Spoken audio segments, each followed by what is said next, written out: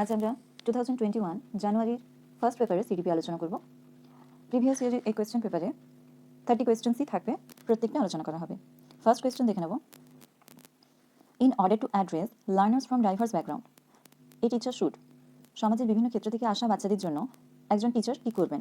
First option বলা হয়েছে use standardised assessment for all, teacher সবার জন্য একই ধরনের অ্যাসেসমেন্ট ব্যবহার করবেন।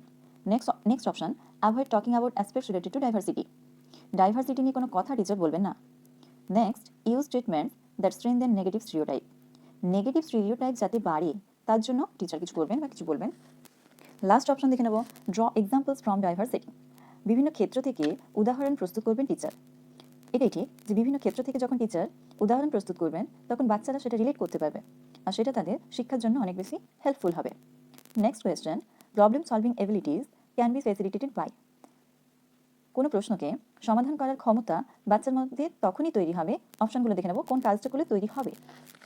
First option encouraging use of অ্যানালজিস, analogy মানে সাদৃশ্য, বাচ্চাকে এনকারেজ করতে হবে যাতে বাচ্চা অ্যানালজি ইউজ করে পড়াশোনা করে। নেক্সট হচ্ছে জেনারেটিং ফিয়ার অ্যামাং স্টুডেন্টস, বাচ্চাদের মধ্যে ভয় ঢুকিয়ে দিতে হবে। Third option focusing on drill and practice, practice আর ড্রিলের মাধ্যমে বাচ্চাকে কোনো জিনিসকে শেখাতে হবে, একেবারেই নয়।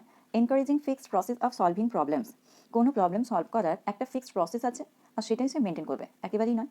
তাহলে বাচ্চাকে শেখাতে হবে কোনো জিনিস পড়তে গেলে কিংবা কাউকে বোঝাতে গেলে তোমাকে অ্যানালজি ইউজ করতে হবে। তুমি যত বেশি একটা বিষয়ে অ্যানালজি ইউজ করবে তত বেশি তুমি প্রবলেম সলভার হয়ে উঠবে। Next question, in order to address the needs of students who are facing learning difficulties, A teacher should not, in order to address the need of students, স্টুডেন্টের প্রয়োজন পূরণ করার জন্য একজন টিচার কী করবেন? কোন স্টুডেন্টের প্রয়োজন পূরণ করতে হবে? না, যে স্টুডেন্ট লার্নিং ডিফিকাল্টিস ফেস করছে, পড়াশোনা করতে গিয়ে পড়াশোনা করে উঠতে পারছে না। ফার্স্ট অপশন দেখে নেব ডু ইন্ডিভিজুয়ালাইজড এডুকেশনাল প্ল্যানিং, প্রত্যেক বাচ্চার জন্য আলাদা আলাদা প্ল্যানিং করবেন teacher. Next practice rigid structure of pedagogy and assessment, pedagogy আর অ্যাসেসমেন্টের জন্য কঠোর নিয়ম মেনে চলবেন teacher. Third use multiple audio visual aid, audio visual aid use করে স্টুডেন্টকে বোঝাবেন, যার অনেক ডিফিকাল্টি আছে যে স্টুডেন্টের, তাকে বোঝানোর জন্য অডিও ভিজুয়াল এইড ইউজ করবেন। নেক্সট হচ্ছে use constructive pedagogical approach, teacher pedagogical approach use করবেন। এখানে আমাদের সবচেয়ে বেস্ট অপশান তিনটেই ঠিক আছে, নট বলেছে। তাহলে একজন স্টুডেন্ট যে লার্নিং ডিফিকাল্টিস ফেস করছে তার জন্য টিচার ইন্ডিভিজুয়ালাইজড প্ল্যানিংও করবেন, অডিও ভিজুয়াল ইউজ করবেন, কনস্ট্রাকটিভ পেডাগজিক্যাল অ্যাপ্রোচও ব্যবহার করবেন। করবেন না যেটা, সেটা হচ্ছে রিজিড স্ট্রাকচার ইউজ করবেন না, একেবারেই করবেন না। রিজিড মানে কঠোর, যে বাচ্চা প্রথমেই বুঝতে পারছে না তার সাথে যদি আরও বেশি কঠোর বিহেভ করা হয় তাহলে বাচ্চা আরোই বুঝতে পারবে না। নেক্সট কোয়েশ্চেন, হাইপার অ্যাক্টিভিটি, ইনঅ্যাটেন্টিভনেস, লো কম্প্রিহেনশন, ডাইভার্জেন্ট থিঙ্কিং, এদের মধ্যে কোনটা is the primary identify feature of creativity? এই চারটা অপশনের মধ্যে ক্রিয়েটিভ চাইল্ডের মধ্যে কোনটা থাকবে? হাইপার অ্যাক্টিভিটি মানে যে বাচ্চা খুব অ্যাক্টিভ, ইনঅ্যাটেন্টিভনেস যে বাচ্চা একেবারেই মনোসংযোগ করতে পারে না, লো কম্প্রিহেনশন যে বাচ্চা একেবারেই বুঝতে পারে না, যার বোধগম্যতা খুব কম, ডাইভার্জেন্ট থিঙ্কিং যে বাচ্চা বিভিন্ন দিশাতে ভাবতে পারে, বিভিন্নভাবে ভাবতে পারে। তার মানে অবশ্যই ডাইভার্জেন্ট থিঙ্কিং যে করবে তার ক্রিয়েটিভিটি থাকবে। 5 নম্বর question, which of the following is most effective mode of teaching learning, teaching লার্নিংয়ের ক্ষেত্রে কোনটা সবচেয়ে ভালো? Option A observation without analysis, observation without analysis, analysis মানে বিশ্লেষণ, বিশ্লেষণ না করেই অবজার্ভ করে চলবো। Next imitation and repetition, imitation আর রিপিটেশন করা হবে, তার মধ্যে ওটাই সবচেয়ে ভালোভাবে বাচ্চাকে শেখানো যায়, ওটার মাধ্যমে ইমিটেশন আর রিপিটেশনের মাধ্যমে। থার্ড হয়েছে রোড মেমোরাইজেশন অফ কন্টেন্ট, যে কোনো বিষয়কে না বুঝে মুখস্থ করা, রোড মেমোরাইজেশন, না বুঝে মুখস্থ করবো। Fourth exploration of relationship between content, relationship কন্টেন্টের মধ্যে কন্টেন্টকে মানে বিষয়বস্তুকে অনেক বেশি করে বিশ্লেষণ করব, ভালোভাবে বুঝবো, এক্সপ্লোর করবো, আরও বেশি করে জানবো। এইটা টিচিং লার্নিংয়ের সবচেয়ে বেশি এফেক্টিভ মোড, কোনো বিষয়কে অনেক বেশি করে এক্সপ্লোর করবো, জানবো। 6 নম্বর question, a teacher should analyse the various errors made by students on a given task because, একজন টিচারের উচিত বিশ্লেষণ করা various errors,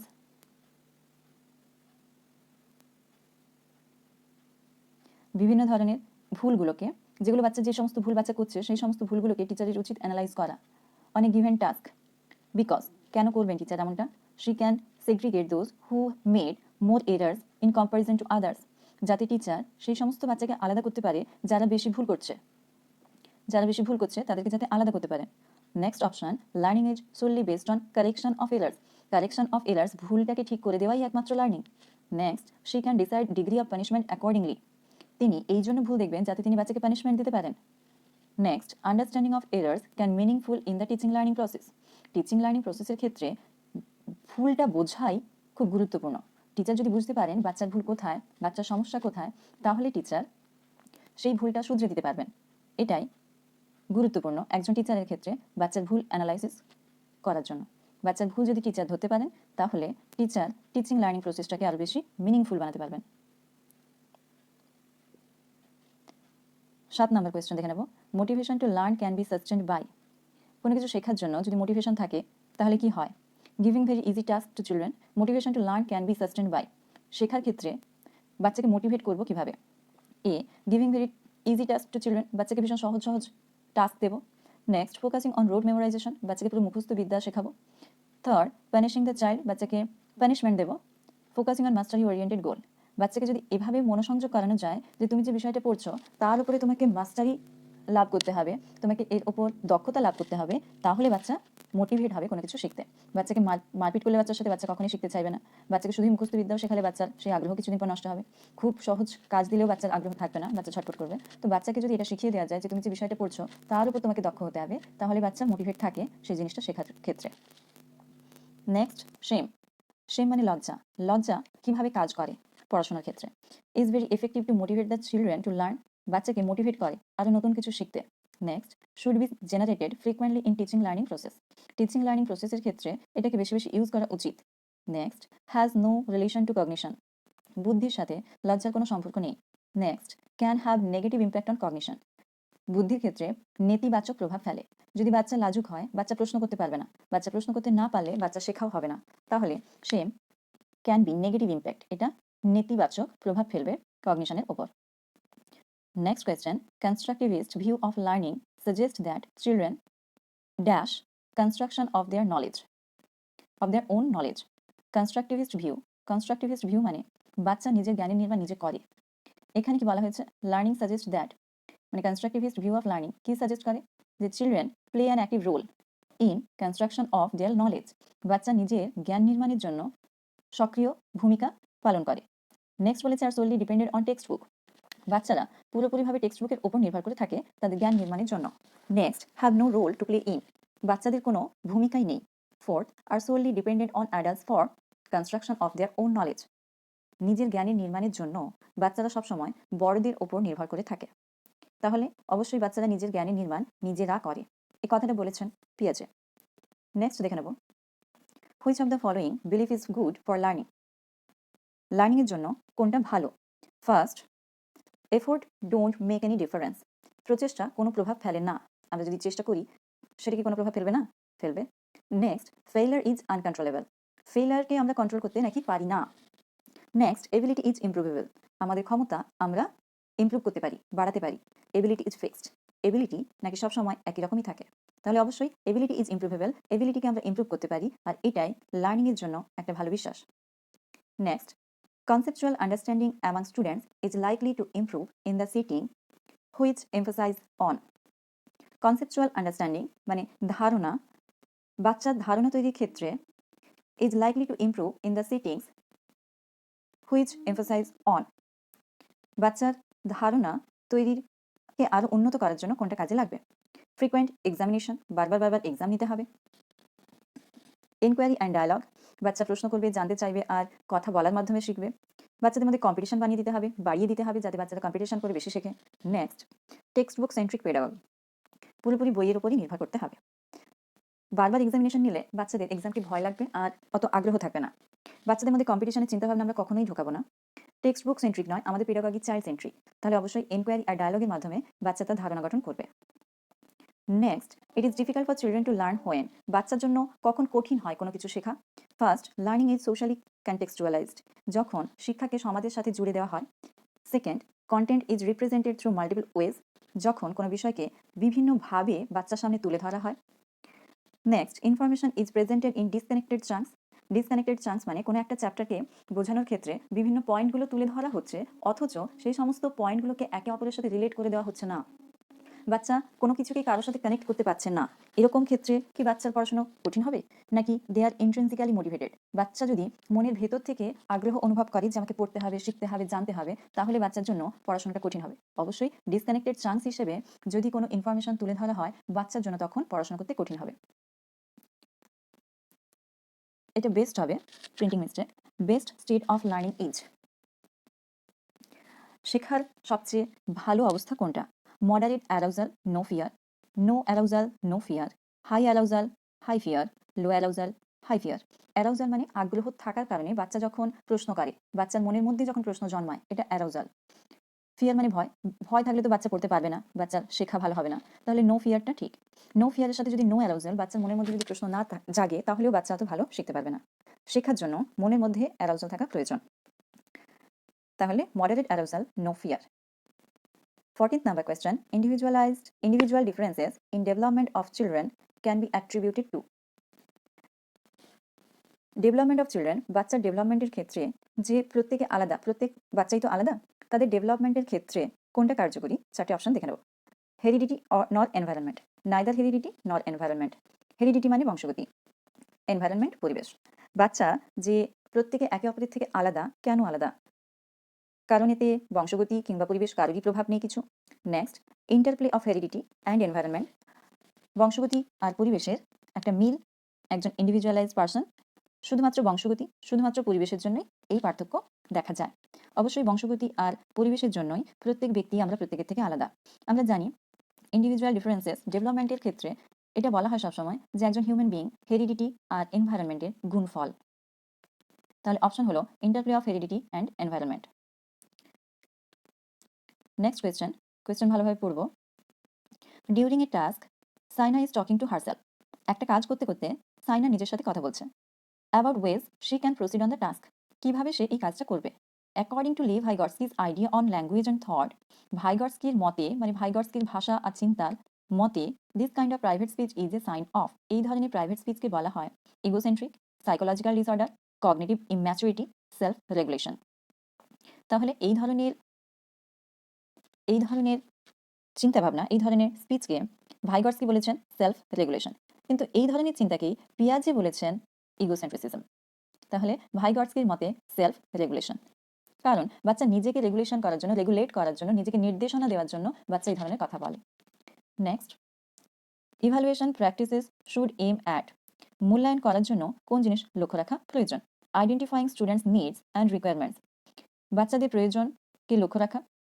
next, identify of high achievers for prize distribution, যারা খুব ভালো স্টুডেন্ট তাদের জন্য তাদেরকে প্রাইজ ডিস্ট্রিবিউট করার জন্য লক্ষ্য রাখা। ইভালুয়েট করার উদ্দেশ্য হচ্ছে লেভেলিং অফ স্টুডেন্টস, বাচ্চাদের লেভেল করা। ইভালুয়েশন করার প্রয়োজন কারণ segregation of students for ability based groups, বাচ্চাদের যাতে পৃথক করা যায় তার জন্য এই ইভালুয়েশন। বাচ্চাকে সেগ্রিগেট করা সম্পূর্ণ নেগেটিভ কথা, এটা কখনোই করবো না আমরা। বাচ্চাকে লেবেল করা, মার্ক করা, এগুলো একেবারেই উচিত নয়। তো এখানে আমাদের উচিত আইডেন্টিফাই স্টুডেন্টস নিড আর রিকোয়ারমেন্ট, বাচ্চার প্রয়োজনটা কি, বাচ্চার চাহিদাটা কি, সেইটা জানার জন্য আমরা ইভালুয়েশন করে থাকি। Next 17, after observing that students are struggling to proceed further on an ongoing activity, কোনো একটা কাজ করতে গিয়ে টিচার দেখলেন বাচ্চারা সমস্যার সম্মুখীন হচ্ছে। এই teacher decides to provide cues and hints in form of what, why, how. Teacher স্টুডেন্টকে সাহায্য করছে কিছু প্রশ্ন করে, এরকম হিন্ট দিচ্ছে, কিসের সমস্যা, কোনটা পাচ্ছ না, কেন হচ্ছে না, কিভাবে হতে পারে বলো তো। এই ধরনের ছোট ছোট হিন্ট দিয়ে বাচ্চার মনের মধ্যে প্রশ্ন জাগিয়ে তুলছে, আর এই প্রশ্নটা তৈরি হওয়ার জন্য বাচ্চা প্রশ্নের উত্তর খুঁজতে গিয়ে কাজটা করতে পারছে। অ্যাকর্ডিং টু ভাইগটস্কির theory, this strategy of teacher will, ভাইগটস্কির মতে টিচারের যে এই স্ট্র্যাটেজি, একে কি বলে? First, cause withdrawal tendency among students, এই ধরনের কাজ করার জন্য বাচ্চারা আর পড়াশোনাতে আগ্রহী হবে না, পড়াশোনা থেকে তাদের মনোযোগ সরে যাবে। Next, be meaningless in process of learning, লার্নিংয়ের ক্ষেত্রে একটা মিনিংলেস প্রসেস হয়ে দাঁড়াবে। Next, demotivate the children to learn, বাচ্চাদের ডিমোটিভেট করবে এই ধরনের প্রশ্ন, বাচ্চারা শিখতে চাইবে না। Next, act as a scaffolding for learning, লার্নিংয়ের শিক্ষার ক্ষেত্রে স্ক্যাফোল্ডিংয়ের কাজ করবে, মাচা বাঁধা পদ্ধতির কাজ করবে। স্ক্যাফোল্ডিং কি ছোট করে জেনে নিই। স্ক্যাফোল্ডিং হচ্ছে যেমন আমরা লাউ গাছ দেখি, লাউ গাছ এমনি একাই বাড়তে পারে, কিন্তু তার সাথে যদি তার মাচা বেঁধে দেওয়া হয়, একটা উঁচু স্থান করে দেওয়া হয়, তাহলে ওই লাউ গাছের বেড়ে যেতে সুবিধা হয়। ঠিক তেমনভাবেই যে জায়গাটা বাচ্চা একা একা পড়ে বুঝে যেতে পারবে সেটা তো ঠিক আছে, কিন্তু ঠিক যে জায়গাটা বাচ্চা একা একা পড়ে পাচ্ছে না, সেখানে তাকে যদি কেউ হেল্প করে, তাহলে বাচ্চার কাজটা করতে অনেক বেশি সুবিধা হয়, আচ্ছা অনেক ভালোভাবে করতে পারে, সেই ব্যাপারটাকে বলা হচ্ছে স্ক্যাফোল্ডিং। এই হেল্পটাকে বলা হচ্ছে স্ক্যাফোল্ডিং। তাহলে এখানে অ্যান্সার হবে act as a scaffolding for learning.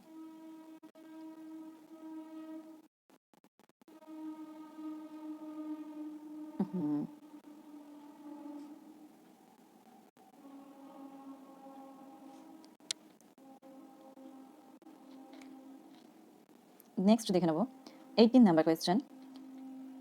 After getting heart during a play activity, খেলাধুলো করতে গিয়ে আঘাত পাওয়ার পর রোহন স্টার্টেড ক্রাইং, রোহন কাঁদতে শুরু করলো। Seeing this his father responded, এটা দেখে তার বাবা বললেন, don't behave like girls, boys don't cry, মেয়েদের মতো বিহেভ করো না, ছেলেরা কাঁদে না। This statement by the father, বাবার যে এই ধরনের মন্তব্য, এটা কি reduce gender bias, promotes gender equality, reflects gender stereotype, challenges gender stereotype. এটা জেন্ডার বায়াসকে কমিয়ে দিচ্ছে। জেন্ডার বায়াস মানে মেয়ে বা ছেলে কোনো একটা জেন্ডারের প্রতি একটু বেশি গুরুত্ব দেওয়া, সেটাকে বলা হয় জেন্ডার বায়াস। এক্ষেত্রে কি জেন্ডার বায়াসকে কমিয়ে দেওয়া হচ্ছে। জেন্ডার ইকুয়ালিটি মানে সমতা, মেয়ে ছেলে এর কোনো পার্থক্য নেই, দুটোই সমান, এটাকে প্রমোট করা হচ্ছে। রিফ্লেক্টস জেন্ডার স্টিরিওটাইপ, যে ছেলেরা এরকম করে তো ছেলেরা এরকমই করবে, মেয়েরা ওরকম করে তো মেয়েরা এরকমই করবে, এই চিন্তাভাবনাটাকে রিফ্লেক্ট করছে, এই জায়গাটা তুলে ধরছে। নেক্সট চ্যালেঞ্জেস জেন্ডার স্টিরিওটাইপকে চ্যালেঞ্জ করছে। এখানে অবশ্যই জেন্ডার স্টিরিওটাইপ রিফ্লেক্ট করছে, ছেলেরা এরকম করে তুমি ছেলে, মেয়েরা করে না, মেয়েরা এরকম করে তুমি ছেলে, মেয়েদের মতো এমন করবে না, এটা জেন্ডার স্টিরিওটাইপ কি তুলে ধরছে। নেক্সট 19, ইন এ প্রোগ্রেসিভ ক্লাসরুমে ample opportunities should be provided for construction of knowledge, জ্ঞান নির্মাণের জন্য প্রচুর পরিমাণ সুযোগ সুবিধা থাকা প্রয়োজন। Second, student should be levelled on basis of their academic scores, তারা যে যেমন মার্কস পেয়েছে তার উপর তাদের লেভেল করা উচিত। Next, A teacher should follow fixed curriculum, একজন টিচারের উচিত একদম নির্দিষ্ট যে কারিকুলাম আছে সেটা মেনে চলা। Last, the emphasis should be on competition among students, বাচ্চাদের মধ্যে কম্পিটিশনের মানসিকতাকে গড়ে তুলতে হবে। প্রোগ্রেসিভ ক্লাসরুমের উদ্দেশ্য অবশ্যই বাচ্চা যাতে নিজের জ্ঞান নিজে নির্মাণ করতে পারে, তার জন্য বিভিন্ন অপরচুনিটিস বাচ্চাকে প্রোভাইড করতে হবে। Next, according to Kohlberg's theory, performing an act and doing something because others approves it represent, চারটে স্টেজের মধ্যে কোন স্টেজটা তার মোরালিটিতে কোহেলবার্গের থিওরিতে রিফ্লেক্ট করে যে performing an act and doing something because others approve it, অন্যেরা অ্যাপ্রুভ করবে বলে কোনো কাজ করা কোহেলবার্গের স্টেজগুলোর মধ্যে কোনটা? অপশন হচ্ছে post conventional, formal conventional, pre conventional আর কনভেনশনাল। আমরা জানি কোহেলবার্গের তিনটে লেভেল, একটা হচ্ছে প্রি কনভেনশনাল, কনভেনশনাল আর পোস্ট কনভেনশনাল। এই প্রি কনভেনশনাল, পোস্ট কনভেনশনাল আর কনভেনশনাল, এই তিনটে লেভেলের প্রত্যেকটাতে আবার দুটো করে স্টেজ আছে। এই যে ভাবনা চিন্তাটা বাচ্চার মধ্যে যে আমাকে লোকে ভালো বলবে তাই জন্য আমি কাজটা করব, এটা কনভেনশনালের বৈশিষ্ট্য। এক্ষেত্রে ওই nice boy, good boy, nice girl, এই জিনিসটা রিফ্লেক্ট করছে বাচ্চার মধ্যে। Next 21, which of the following is correct in the context of socialization of children, বাচ্চার সামাজিকীকরণের ক্ষেত্রে কোনটা ঠিক? চারটা অপশন আছে। First option, peers are primary socialisation agent, বন্ধু বান্ধবীরাই প্রাইমারি মানে প্রাথমিক সামাজিক agent, and family is a secondary socialisation agent, পরিবার হলো secondary. Next option, family and mass media both R secondary, family আর মাস মিডিয়া দুটোই সেকেন্ডারি সোশ্যালাইজেশন এজেন্ট। থার্ড হচ্ছে school is a secondary socialisation agent and family is a primary socialisation agent, school হচ্ছে secondary আর family হচ্ছে primary. Fourth দেওয়া আছে, school is a primary socialisation agent আর পিয়ার্সটা হচ্ছে সেকেন্ডারি। আমরা জানি ফ্যামিলি হচ্ছে প্রাইমারি সোশ্যালাইজেশন এজেন্ট আর স্কুল হচ্ছে সেকেন্ডারি সোশ্যালাইজেশন এজেন্ট, তাহলে অপশন সি এটা কারেক্ট। নেক্সট দেখে নেব, theory of multiple intelligence emphasise that, multiple intelligence MI, এটা চারটা অপশনের মধ্যে কোনটাকে গুরুত্ব দিচ্ছে? এটা মানেটা কি মাল্টিপল ইন্টেলিজেন্স মানেটা হচ্ছে চারটার মধ্যে কোনটা? There are several forms of intelligence, ইন্টেলিজেন্সের বিভিন্ন ফর্ম হয়। Next, there are no individual differences in ইন্টেলিজেন্সের মধ্যে কোনো ইন্ডিভিজুয়াল ডিফারেন্স মানে পার্থক্য নেই। Intelligence quotient can be measured only by objective test, কেবলমাত্র অবজেক্টিভ টেস্টের মাধ্যমেই ইন্টেলিজেন্সকে আমরা মেজার করতে পারি, বুদ্ধিকে মাপতে পারি। Next, intelligence is one domain ensures intelligence in all other domains, intelligence হলো এমন একটা ক্ষেত্র যেটা সমস্ত ডোমেনকে প্রভাবিত করে, আর ইন্টেলিজেন্স নিজে একটা ডোমেন যেটা intelligence is one domain ensures intelligence in all other domains, অন্য সমস্ত ক্ষেত্রগুলোকেও প্রভাবিত করে। এখানে হবে correct answer, there are several forms of intelligence, যে ইন্টেলিজেন্সের বিভিন্ন ধরনের ফর্ম আছে। 23. Pre-operational stage in Piaget's theory of cognitive development characterizes পিয়াজের প্রি অপারেশনাল স্টেজের যে কগনিটিভ ডেভেলপমেন্টের বৈশিষ্ট্য কোনটা? ফার্স্ট বলা হয়েছে hypothetico deductive thinking. Hypothetico deductive thinking মানে এখানে বাচ্চা অ্যাবস্ট্রাক্ট চিন্তাভাবনা করতে পারে। Ability to conserve and seriate object, conserve করতে পারে বাচ্চা, সিরিয়েশন করতে পারে। কনজার্ভ করতে পারে কথার অর্থ হচ্ছে বাচ্চা যদি বাড়ি থেকে স্কুল হেঁটে যায়, এবারে বাচ্চা মনে রাখতে পারবে এবং স্কুল থেকে বাড়ি নিজে ফিরে আসতে পারবে। সিরিয়েশন মানে জিনিসগুলোকে পরপর সাজাতে পারবে। Third, development of abstract thinking, বাচ্চা এখানে বিমূর্ত চিন্তন করতে পারবে। ফোর্থ, সেন্ট্রেশন ইন থট, বাচ্চার মধ্যে চিন্তাভাবনার একটা কেন্দ্রীভূত হবে। 23তে প্রি অপারেশন স্টেজে বলা হয়েছে, এই প্রি অপারেশনাল স্টেজ মানে 4টা স্টেজ আছে পিয়াজের, SPCF, এস সেন্সারি মোটর, 0 থেকে 2 years, P pre operational stage 2 to 7 years, SPC concrete operational 7 থেকে 11-12, SPCF ফর্মাল অপারেশনাল স্টেজ মানে 11-12 থেকে 18 পর্যন্ত। এই যে সেকেন্ড স্টেজ 2 থেকে 7 বছর, এখানে বাচ্চা কি বিমূর্ত চিন্তন করতে পারবে, নাকি এখানে বাচ্চা কনজার্ভ করতে পারবে, মনে রাখার ক্ষমতা তৈরি হবে, নাকি বাচ্চার মধ্যে অ্যাবস্ট্রাক্ট থিঙ্কিং করার ক্ষমতা তৈরি হবে, নাকি বাচ্চার সেন্ট্রেশন ইন থট চিন্তাভাবনা করতে পারবে ঠিকঠাক করে, সেবারে বলতে পারবে, একটু বুঝতে পারবে কোনটা ঠিক হবে, সে একটু বুঝতে পারবে, তার চিন্তাভাবনার এবারে সেন্ট্রেশন হচ্ছে। নেক্সট 24,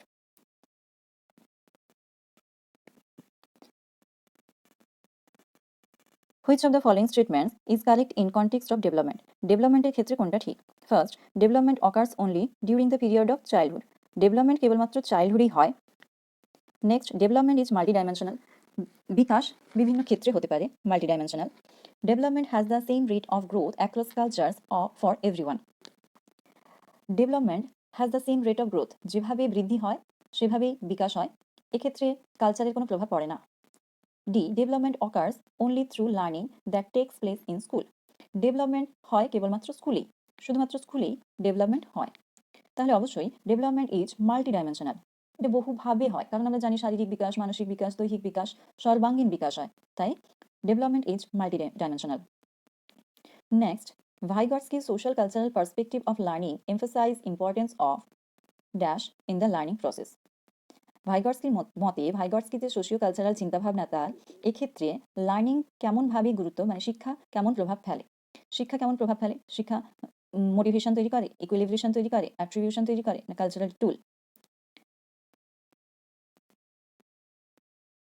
এই কোয়েশ্চেনটাতে কিছু গন্ডগোল রয়েছে, এটা আমি পরে জানিয়ে দিচ্ছি। 26, in his theory of cognitive development, Piaget explains cognitive structure in terms of, পিয়াজের কগনিটিভ ডেভেলপমেন্টের যে থিওরি তিনি দিয়েছেন, তাতে কগনিটিভ স্ট্রাকচারকে তিনি কিভাবে তুলে ধরেছেন? Zone of proximal development, ZPD, নাকি স্কিমা, নাকি সাইকোলজিক্যাল টুল, নাকি স্টিমুলাস রেসপন্স অ্যাসোসিয়েশন? স্কিমার সাথে পিয়াজে সবসময় রিলেটেড, পিয়াজে এই ধারণা দিয়েছেন স্কিমা, তো পিয়াজের কগনিটিভ ডেভেলপমেন্ট মানেই পিয়াজে বলেন স্কিমা তৈরি করছে স্টুডেন্ট। স্কিমা কি? স্কিমা হলো যখন কোনো পিকচার দেখে আমরা সেই ব্যক্তি বা বস্তু সম্পর্কে একটা জ্ঞান অর্জন করি আর সেটা মনের মধ্যে প্রতিচ্ছবি রেখে দিই, তাকে বলা হচ্ছে schema. 27, in an inclusive classroom, emphasis should be on. Inclusive ক্লাসরুমের ক্ষেত্রে, ইনক্লুসিভ ক্লাসরুম কাকে বলে? সেই ক্লাসরুম যেখানে সমাজের সমস্ত রকম স্টুডেন্ট আসবে, যার ফিজিক্যাল প্রবলেম থাকলেও সেই বাচ্চাও আসবে, যে চোখে দেখতে পায় না বা কানে কম শোনে, এরকম বাচ্চাও যেমন আসবে, তেমনি সাধারণ আর স্বাভাবিক বাচ্চারাও আসবে। ফার্স্ট অপশন, এই ধরনের স্কুলে বা এই ধরনের ক্লাসরুমে কিসের উপর গুরুত্ব দেওয়া উচিত? ফার্স্ট অপশনে বলা হয়েছে segregate of students based on their social identity, সামাজিক আইডেন্টিটির উপর নির্ভর করে বাচ্চাদেরকে সেগ্রিগেট করতে হবে। Second, providing opportunities aiming at maximising potential of individual children, এক একটা বাচ্চার মধ্যে এক এক ধরনের ক্ষমতা, পোটেনশিয়াল মানে এক এক ধরনের ক্ষমতা, এই ক্ষমতাগুলোকে ম্যাক্সিমাইজ করার চেষ্টা করতে হবে, সেই সমস্ত অপরচুনিটি দিতে হবে বাচ্চাকে। থার্ড, পারফরমেন্স ওরিয়েন্টেড গোল, বাচ্চা পারফর্ম কতটা করবে সেইটাই মূল বিষয় ইনক্লুসিভ ক্লাসরুমের। ফোর্থ বলেছে আনডিফারেন্সিয়েটেড ইনস্ট্রাকশন, সবার জন্য একই রকম ইনস্ট্রাকশন, ভালো স্টুডেন্টের জন্য যা ইনস্ট্রাকশন, যে বাচ্চা পড়াটা বুঝতে পারছে না তার জন্য একই রকম ইনস্ট্রাকশন দিতে হবে। তাহলে অবশ্যই ইনক্লুসিভ ক্লাসরুমের ক্ষেত্রে আমাকে বাচ্চাকে বিভিন্ন ধরনের অপরচুনিটি প্রোভাইড করতে হবে, যাতে তার ক্ষমতা সবচেয়ে বেশিভাবে আরও বেড়ে ওঠে, তার ক্ষমতা যেন বহুগুণ বৃদ্ধি পায়। তাহলে option B. 28, according to Right of Persons with Disabilities Act 2016, which of the following term is appropriate to use? এই যে right of person with disabilities act 2016-তে হয়েছে, এই অনুযায়ী এই বিশেষ ক্ষমতা সম্পন্ন ব্যক্তিদের কিভাবে ডাকা উচিত বা তাদের কিভাবে সম্বোধন করা উচিত বা তাদেরকে কি বলা হয়েছে, স্পেশালি অ্যাক্টটাতে কি বলা হয়েছে? Student with physical disability, students with crippled body, retarded students, পিছিয়ে পড়া ছাত্র, হ্যান্ডিক্যাপ স্টুডেন্ট, এদের মধ্যে কোনটা বলা হয়েছে? অ্যাক্টে বলা হয়েছে স্টুডেন্ট উইথ ফিজিক্যাল ডিসাবিলিটিস, এই টার্মটা ইউজ করা হয়েছে, তাদের জন্য অ্যাপ্রোপ্রিয়েট বলে বলা হয়েছে ওই অ্যাক্টে। Next, sequence of development among children from birth to adolescence is. বাচ্চা চাইল্ডহুড থেকে অ্যাডোলেশন বা ছোট থেকে অ্যাডোলেশন পর্যন্ত, বয়ঃসন্ধিক্ষণ পর্যন্ত যখন যায় বাচ্চা, তাদের মধ্যে কি কি জিনিসগুলো পরপর সিকোয়েন্স বলে দিয়েছে, পরপর কোন জিনিসগুলো ডেভেলপ করে। প্রথমে বাচ্চার মধ্যে কনক্রিট মানে মূর্ত জিনিসের চিন্তা আসে, তারপর অ্যাবস্ট্রাক্ট বিমূর্ত, তারপর সেন্সারি, তারপর স্পর্শ করার ক্ষমতাটা তৈরি হয়। Second, abstract concrete sensory. Third, sensory concrete abstract. Fourth, abstract sensory concrete. কোনটা? অবশ্যই তাহলে প্রথমে সেন্স করবে বাচ্চা, প্রথমে যে কোনো বিষয়কে হাতে নিয়ে দেখে, মুখে নিয়ে দেখে, কারণ সে অনুভব করে, সেন্স করে, তারপরে তার একটা কনক্রিট ধারণা জন্মায় ওই বস্তুটার প্রতি, তারপর সে অ্যাবস্ট্রাক্ট চিন্তাভাবনা করতে পারে। তাহলে অপশন সি। লাস্ট কোয়েশ্চেন আজকের পেপারের, individual differences in a progressive classroom should be treated as. Progressive ক্লাসরুমে ইন্ডিভিজুয়াল যে পার্থক্য থাকে, প্রত্যেকটা ব্যক্তি আলাদা, প্রত্যেকটা স্টুডেন্ট আলাদা, তাই সেখানে কীরকম ট্রিটমেন্ট করা উচিত? First, criteria for making ability based group, সেখানে যে কেমন একই রকম দক্ষতা সম্পন্ন বাচ্চাদেরকে আলাদা করা উদ্দেশ্য। দুই, important for planning of teaching learning process, teaching learning প্রসেসের জন্য এটা খুব ইম্পর্টেন্ট, ইন্ডিভিজুয়াল ডিফারেন্স একটা ক্লাসের মধ্যে থাকাটা খুব দরকার। এই ইন্ডিভিজুয়াল ডিফারেন্সেস ক্লাসের মধ্যে থাকে বলে এই hindrance to the process of learning, শেখার ক্ষেত্রে এটা একটা বাধা। Next, failure on the part of teacher, টিচারের ক্ষেত্রে এটা এক ব্যর্থতা। তাহলে কোনটা সঠিক হবে? সঠিক হচ্ছে individualise differences in a progressive classroom should be important for planning teaching learning process, teaching learning প্রসেসের জন্য এটা ভীষণ গুরুত্বপূর্ণ। সম্ভবত 26